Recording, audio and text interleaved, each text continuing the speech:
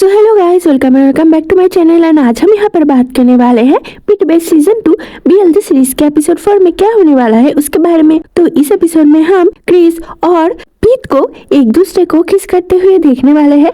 जैसे कि पीट क्रिस की चार्म को हैंडल कर ही नहीं पाता, क्योंकि सभी को पता है कि क्रिस पीट के पहले लवर यानी वही की तरह दिखता है। तो यहाँ पर जब पीट और क्रिस एक दूसरे को किस करते हैं तो क्रिस पीट से पूछता है कि मुझे ये जानने में बहुत ही ज्यादा दिलचस्पी है कि आखिर तुम्हारे दिमाग में क्या चल रहा है जब तुम तुम्हारे एक्स के जैसे दिखने वाले एक किसी के साथ डिनर कर रहे थे। अब क्रिस की ये बात सुनकर पीट शायद इसका जवाब दे सकता है या नहीं भी दे सकता है।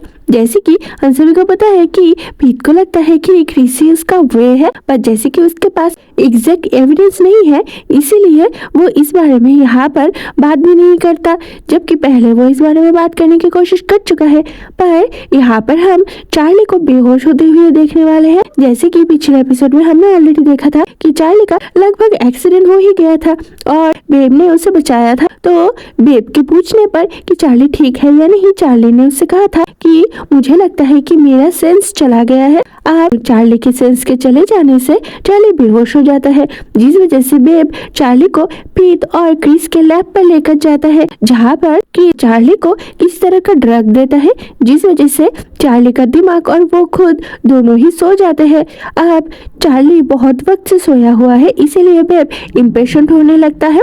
जैसे कि उसे जानना था कि चार्ली अब कैसा फील कर रहा है, पर जैसे कि चार्ली को होश आ ही नहीं रहा था, इसीलिए वो बेसब्री से क्रिस से पूछता है कि 4-5 घंटे हो चुके हैं, चार्ली अभी तक बेहोश है, तो तुम्हें क्या लगता है कि उसको अब तक होश क्यों नहीं आया है? तुम ये सब क्या कर रहे हो? क्या चार्ली तुम्हारे लिए एक लैब रैट है जिसके ऊपर तुम एक्सपेरिमेंट कर रहे हो, तुम्हारे स्किल नॉलिफाइंग ड्रग का? तो बेब की ये बात सुनकर क्रिस उससे कहता है कि तुम जो सोच रहे हो ऐसा कुछ भी नहीं है, चार्ली का दिमाग अभी सुस्त है, इसीलिए वो बेहोश है। जब उसे उसका दिमाग सही ठिकाने पर आ जाएगा तब उसे होश आ जाएगा। अब यहाँ पर टॉनी भी किसी ड्रग के बारे में बात कर रहा था और वो ये बनाने की कोशिश कर रहा था ताकि वो रिसर्च में ये एंट्री करवा पाए और उनको अपने कब्जे में कर पाए। इसीलिए यहाँ पर वो कुछ डॉक्टर के साथ मिलकर कुछ डेंजरस करने की कोशिश कर रहा था। अब इसके बारे में जब बेब, पीट, क्रिस और बाकी सबको पता चलता है तो वो सब और ज्यादा चौकन्ने हो जाते हैं कि टॉनी क्या कर रहा है इस बारे में जानने के लिए। तो यहाँ पर एलन, जेफ और बेब का भी एक सीन दिखाया जाता है, जहाँ पर शायद जेफ ने अपने पावर का कुछ ज्यादा इस्तेमाल कर लिया था या शायद उसको भी कुछ हो गया था, जिस वजह से उसके नाक से खून आने लगता है, क्योंकि शायद जेफ ने चार्ली का जो एक्सीडेंट हुआ है उसको आइडेंटिफाई करने की या उसको देखने की कोशिश किया था, जिस वजह से जेफ के दिमाग में चोट लग जाता है और उसके नाक से खून आने लगता है, जिसको देखकर जेफ और बेब बहुत ही ज्यादा घबरा जाते हैं, क्योंकि जेफ के साथ ऐसा पहले कभी भी नहीं हुआ था जैसा उसके साथ अब हो रहा है। तो इसीलिए सभी बहुत ही ज्यादा घबरा जाते हैं। अब जेफ भी इस बात को लेकर थोड़ा बहुत घबरा जाता ही है, जिसके बाद हम देखते हैं कि शायद वो दोनों मिलकर जेफ को भी पीट और क्रिस के लेबोरेटरी पे लेकर आता है, थोड़ा बहुत उसका चेकअप करवाने के लिए, क्योंकि दोनों ही उसको लेकर बहुत ही ज्यादा वरीड थे। इधर हमें बेब का और विली का भी कुछ सीन दिखाया जाता है, जहाँ पर बेब और विली एक दूसरे से बॉक्सिंग मैच खेल रहे थे, जहाँ पर बॉक्सिंग करते करते बेब बहुत ही ज्यादा स्वेटी हो जाता है। तो बेब को स्वेटी होते हुए देखकर विली का दिमाग में कुछ शैतानियां चलने लगता है और उसे बेब अब चाहिए था, इसीलिए वो बेब के पास जाता है और उसे हक कर लेता है। अब ऐसे अचानक हक करने से बेब थोड़ा सा हक पका जाता है, जैसे कि उसे समझ में नहीं आता है कि विली ऐसा कर क्या रहा है।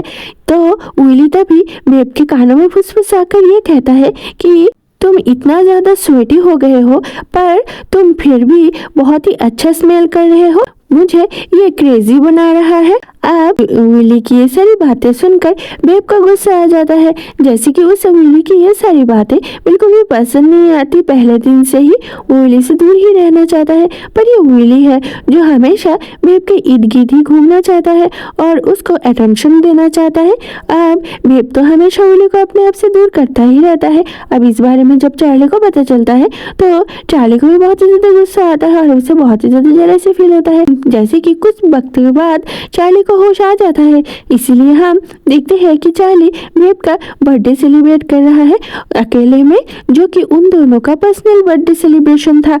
यहाँ पर चार्ली बेब के लिए एक केक लेकर आता है और वो बेब को विश भी करता है, जिसको देखकर बेब बहुत ही ज्यादा हैप्पी भी होता है।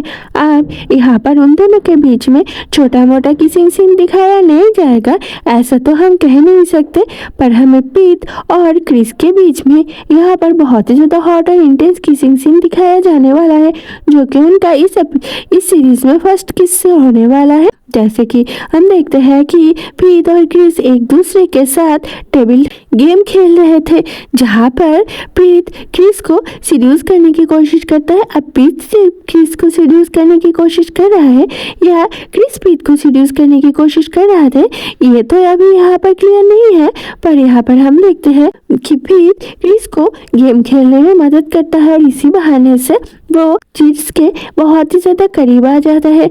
जहाँ पर क्रिस उससे कहता है कि मैं ये सोचने लगा हूँ कि तुम्हारे दिमाग में क्या चल रहा था जब तुम अपने एक्स के जैसे दिखने वाले एक लड़के के साथ डिनर कर रहे थे।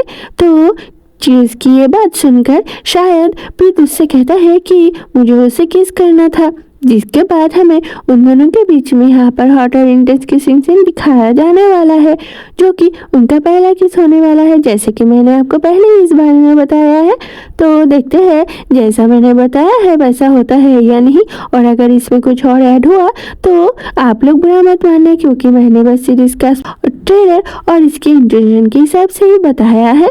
सो ओके गाइस, आज की वीडियो में बस इतना ही। तो मिलते हैं अगले वीडियो में किसी और नए रियल स्टोरी के साथ। तब तक के लिए बाय बाय दोस्तों।